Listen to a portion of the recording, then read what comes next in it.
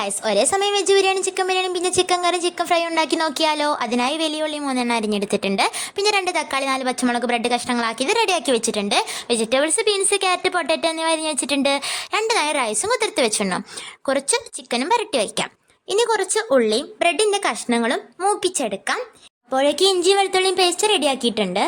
ഇതുപോലെ ബ്രെഡിന്റെ കഷ്ണങ്ങളും ഉള്ളിയും നന്നായി മൂപ്പിച്ചെടുക്കുക. ഇനി പകുതി ഉള്ളി വഴറ്റിയെടുക്കാം. അതിലേക്ക് പാകത്തിന് മഞ്ഞൾപ്പൊടി, മുളക് പൊടി, 1/4 teaspoon garam masala, 1 teaspoon chicken masala, 1 spoon മല്ലിപ്പൊടി എന്നിവ ചേർത്ത് കൊടുക്കാം. എന്നിട്ട് മുളകും തക്കാളി ഇട്ട് കൊടുക്കാം. അതിനുശേഷം നന്നായിട്ട് ഇളക്കി കൊടുക്കാം. തുള്ളി വെള്ളം ഒഴിച്ചു കൊടുത്തിട്ട് വടലാനും വെക്കാം.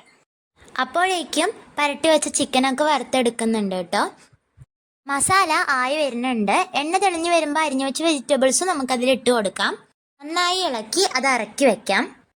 ഇനി ചിക്കൻ കറിക്കുള്ള മസാല ഇതുപോലെ തയ്യാറാക്കി കൊടുക്കാം.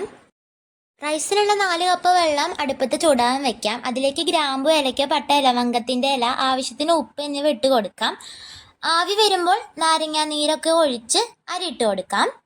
ചിക്കനുള്ള മസാല ആയി വരുന്നുണ്ട്. അരി തിളച്ച് വരുമ്പോൾ ഡാൽഡയും ഇടാം.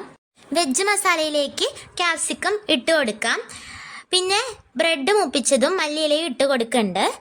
എന്നിട്ട് അതിൻ്റെ മേലെ 1/4 വേവായ അരി ഇട്ട് കൊടുക്കുക. അപ്പോഴേക്കും സാലഡൊക്കെ ഉണ്ടാക്കാൻ തുടങ്ങാം. ഇനി ഒരു ചട്ടിക്ക് നെയ്യ് ഒഴിച്ച് അതിൽ മുന്തിരി, അണ്ടിപ്പരിപ്പ് മൂപ്പിച്ചെടുക്കാം. ചിക്കൻ കറി ആയി വന്നിട്ടുണ്ട്. പിന്നെ റൈസിലേക്ക് ഈ കാണുന്ന സാധനങ്ങളൊക്കെ ഇട്ട് കൊടുക്കുക. അങ്ങനെ നമ്മുടെ വെജ് ബിരിയാണി റെഡി ആയിട്ടുണ്ട് കേട്ടോ. പിന്നെ സാലഡും റെഡി ആക്കിയിട്ടുണ്ട്. അങ്ങനെ നമ്മൾ പറഞ്ഞ എല്ലാ ഐറ്റംസും റെഡി ആയിട്ടുണ്ട്. അപ്പോൾ എല്ലാവരും ട്രൈ ചെയ്ത് നോക്കുക. മറ്റു വിശേഷങ്ങളുമായി നമുക്ക് അടുത്ത വീഡിയോയിൽ കാണാം. Okay, bye guys.